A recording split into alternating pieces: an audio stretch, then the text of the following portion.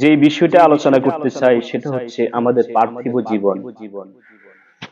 পার্থিব জীবন নিয়ে আমি এর আগেও 2 জুমা আলোচনা করেছি। মূলত দুনিয়ার জীবনটা হচ্ছে একটা গাছের মতো। আমার আপনার দুনিয়ার হায়াতটা হচ্ছে একটা গাছের মতো, যে গাছের আগায় মৌচাক আছে। মৌমাছির বাসা তো চিনেন, মধুর বাসা চিনেন তো। এই গাছটা হচ্ছে, পুরা গাছটা হচ্ছে আমাদের হায়াত। আর এই গাছের আগায় মাথায় যে মৌচাক বা মধুর বাসা আছে, এই মধুর বাসাটা হচ্ছে দুনিয়ার চাকচিক্য বা দুনি। কথা কি বুঝছেন? এখন একজন মানুষ হয়তো তা সুপারি গাছ, নয়তো তা নারিকেল গাছ, ফাটতে উঠছে নারিকেল। কি ফাটতে? যাইয়া দেখতেছে যে কত সুন্দর মধুর বাসা। কিন্তু এই মধুর বাসার লোভে পড়ে, মধু অত্যন্ত মিষ্টি এবং শরীরের জন্য কি অনেক উপকারী, ঠিক না? সমস্ত রোগের ওষুধ বলেছেন রাসূলুল্লাহ সাল্লাল্লাহু আলাইহি ওয়াসাল্লাম। এখন সেই ব্যক্তি উঠছিল হয়তো সুপারি পাওয়ার জন্য, না হলে নারিকেল পাওয়ার জন্য, কিন্তু সে যখন যাইয়া দেখলো গাছের আগায় তো মধুর বাসা আছে, তখন সে কি করলো? এই মধুর বাসার প্রতি মত্ত হইল, মগ্ন হইয়া সে মধু খাইতেছে। কিন্তু দুঃখজনক বিষয় হলো, ওই গাছের গোড়াতে একটা সাদা ইঁদুর আর একটা কালো ইঁদুর ওই গাছটাকে কাটতেছে।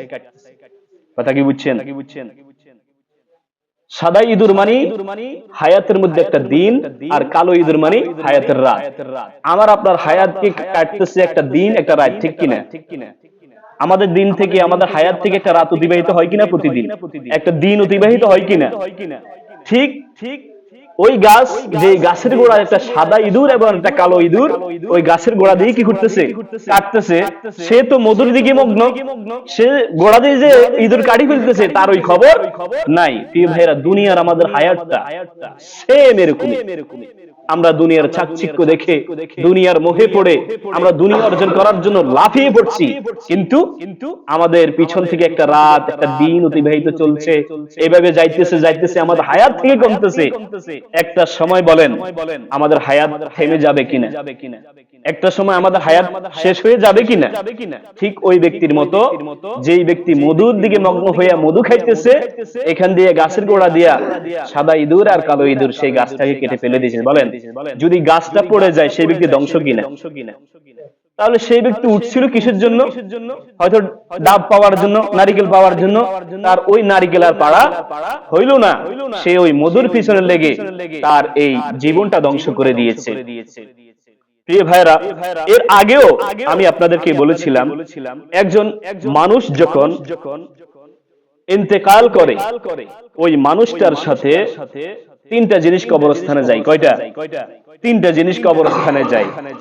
এক, তার সম্পদ। কি? তার সম্পদ। 2, তার পরিবার পরিজন। কারা? তার পরিবার, তার হয়তো ছেলে মেয়ে, তার হয়তো পিতামাতা, তার সন্তানাদি, অথবা তার অন্যান্য আত্মীয় স্বজন। 3য় নম্বর হচ্ছে তার আমল বা নেক আমল।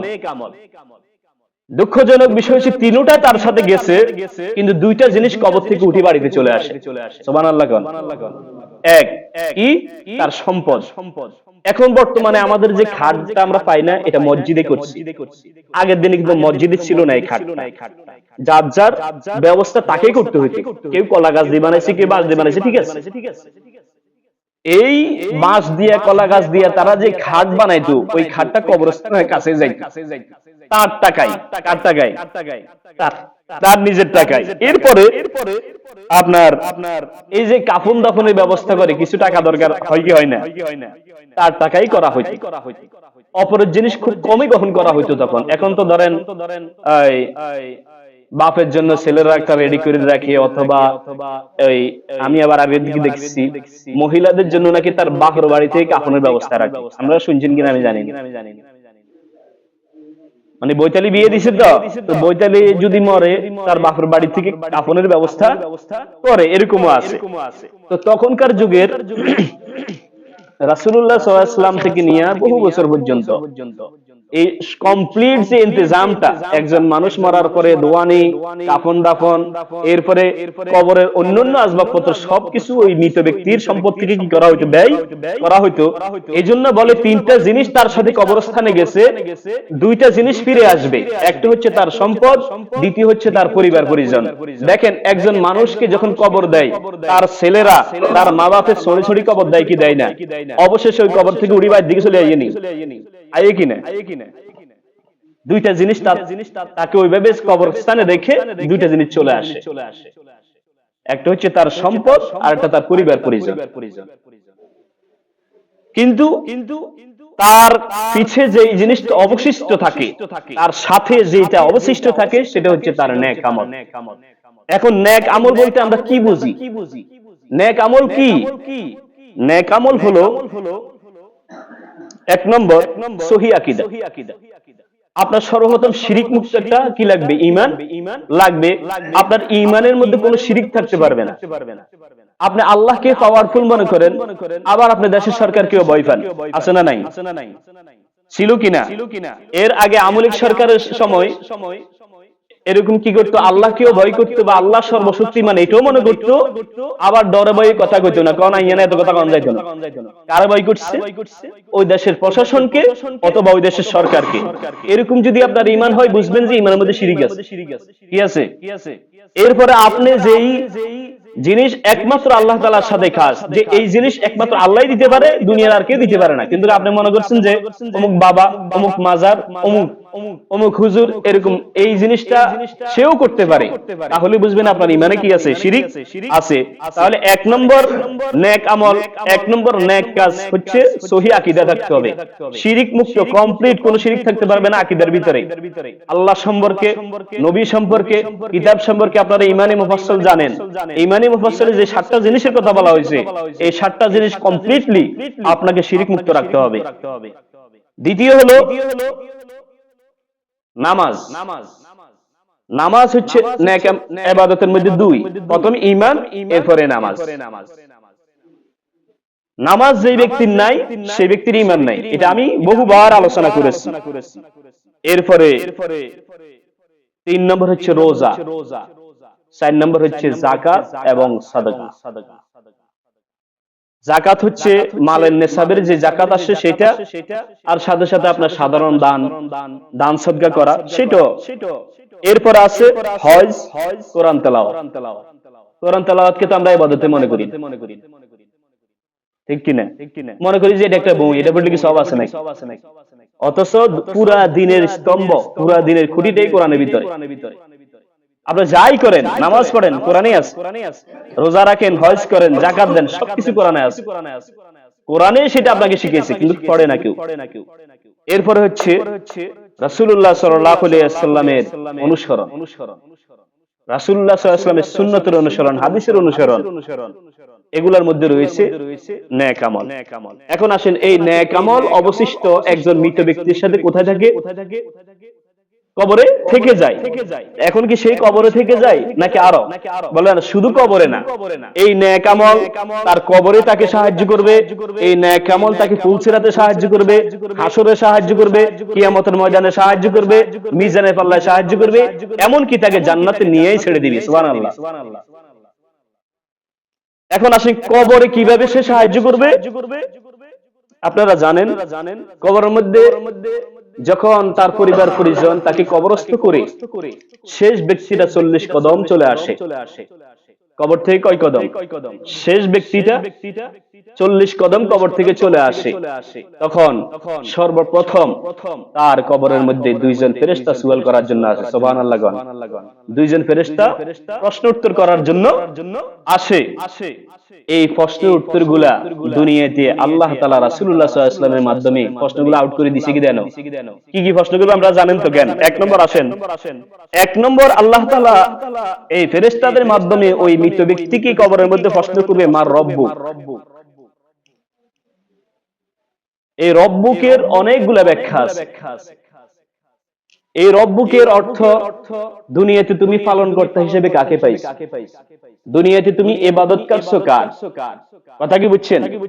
অর্থাৎ এটার ভিতরে অনেকগুলা প্রশ্ন আছে, তবে এটার সাধারণ অর্থ তোমার প্রতিপালক কে? তোমার প্রতিপালক কে? যার অর্থ হচ্ছে রব্বি আল্লাহ।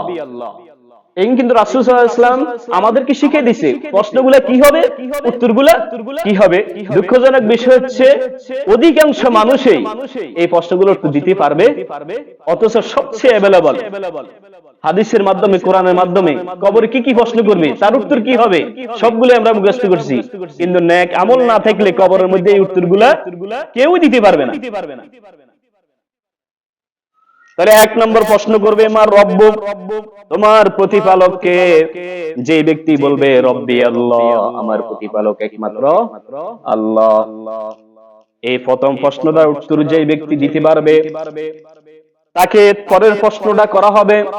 আর যদি প্রথম প্রশ্নটার উত্তর সে দিতে না পারে, দ্বিতীয় প্রশ্নের আর কোনো প্রয়োজন হবে না। ওই ব্যক্তির দিকে এইভাবে জাহান্নামের দরজাগুলা খুলে দিবে, আর শেষ তখন থেকে শাস্তি ভোগ করতে থাকবে। বলেন নাউজুবিল্লাহ।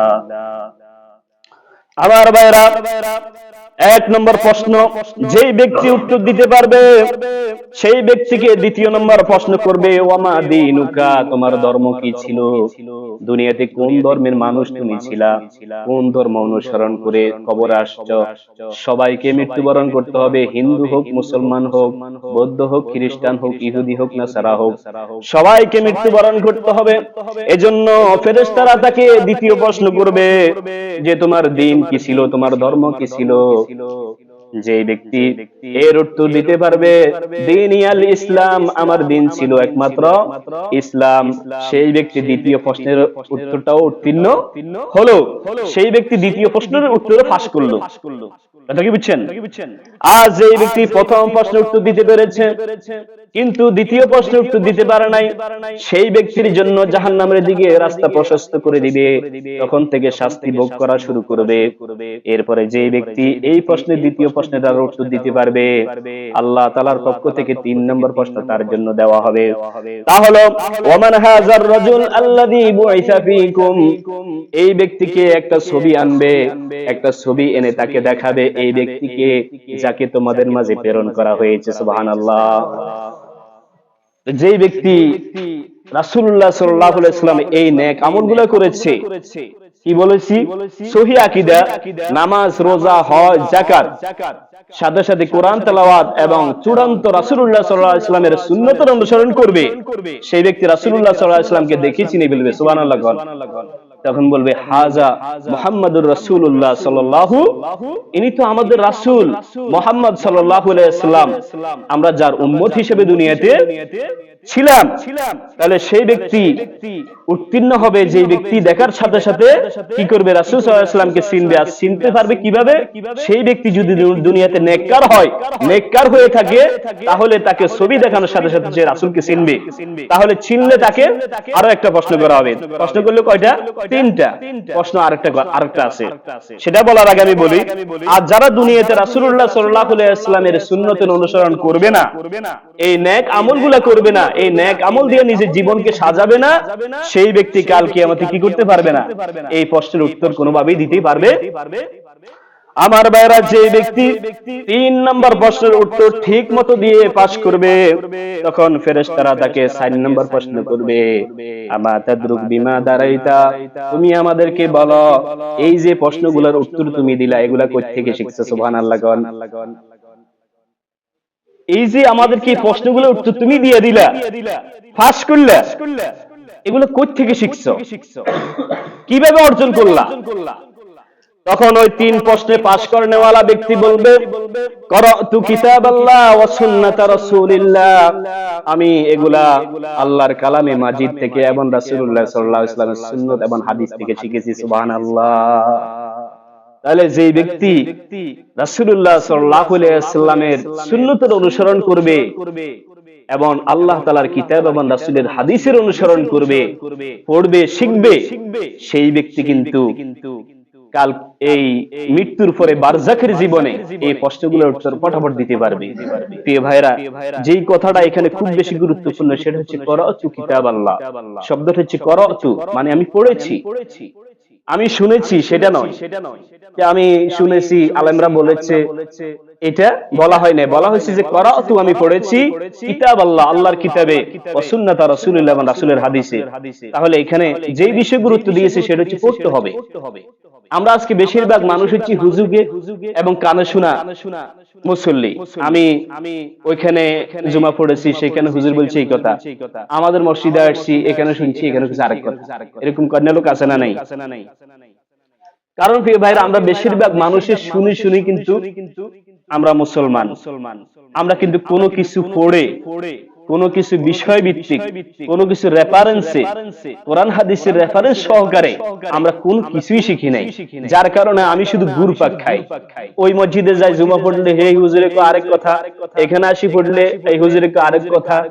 শোনা জিনিস এজন্য খুব কম কার্যকর। সবচেয়ে বেশি কার্যকর হচ্ছে আপনি কোরআন থেকে, হাদিস থেকে যদি একটা হাদিস অধ্যয়ন করেন, কোরআন থেকে যদি একটা আয়াত অধ্যয়ন করেন, এটা হচ্ছে আপনার মূল শিক্ষা। এটা কখনোই আপনাকে বিভ্রান্ত করবে না। এই শয়তান কখনো এই শিক্ষার বিভ্রান্ত করতে পারে না। কিন্তু কানে শোনা বেশিরভাগ ওয়াজের বিরুদ্ধে শয়তান দাঁড়িয়ে যায়। শয়তান এটার বিরুদ্ধে একটা যুক্তি দেয়, কারণ আমি রেফারেন্স জানি না, আমি নিজে তো কখনো দেখি নাই। আল্লাহ যে বলছে কোথায় দেখছি আমি? হুজুরে না কইছে এই কথা শুনছি। আর হুজুরে কি হাসা গুলো না মিছা গুলো? হুজুরের কথা যাচাই দরকার আছে না নাই? অন্ধবিশ্বাসী হওয়া যাবে? আমি যে বলছি আমার কথা আপনি কি করবেন? অবশ্যই এটা কি, কতটুকু কি? এই যে 60টা প্রশ্নের কথা আমি বললাম, আপনারা সারা জীবন শুনেছেন 3টা প্রশ্ন করব, এখন আমি বললাম 60টা প্রশ্ন করব। এখন এটা কতটুকু সঠিক, আপনি এটা কোথায় পাবেন? আপনি পড়লে পাবেন। তাহলে আপনি যাচাই বাছাই করবেন যে হুজুর যে বললো এই কথা কোথায় আছে। আপনারা যাচাই করবেন, হয়তো অমুক হুজুর যে না, আমি তো জানি যে 3 প্রশ্ন করব, তাহলে তার হবে না। আপনাকে কিন্তু পড়ে শিখতে হবে। তো প্রিয় ভাইরা, আমরা এই 60টা প্রশ্নের উত্তর তখন দিতে পারবো যদি আমরা নেককার হই। এই নেক আমল আমাকে কবরেও ছাড়বে না, এই নেক আমল আমাকে একা একই হাসরেও ছাড়বে না, এই নেক আমল আমাকে ইনশাআল্লাহ জান্নাতে পৌঁছে দিবে। বলেন সুবহানাল্লাহ। আল্লাহ তাআলা আমাদের সকলকে জান্নাতের জন্য কবুল করুন এবং এর প্রস্তুতি আমাদেরকে নেক আমল, যে নেক আমলগুলো বলেছি আকীদার দিক থেকে আমাদেরকে শিরক মুক্ত একটি আকীদা দান করেন এবং সেটার অনুসরণ করার তৌফিক দান করেন, এবং আমাদের সর্ববৃহৎ যে আমল সেটা হচ্ছে নামাজ, রোজা, হজ, যাকাত এবং কোরআন তেলাওয়াত, রাসূলুল্লাহ সাল্লাল্লাহু আলাইহি ওয়াসাল্লামের সুন্নাত অনুসরণ করে জীবন যাপন করার তৌফিক দান করুন।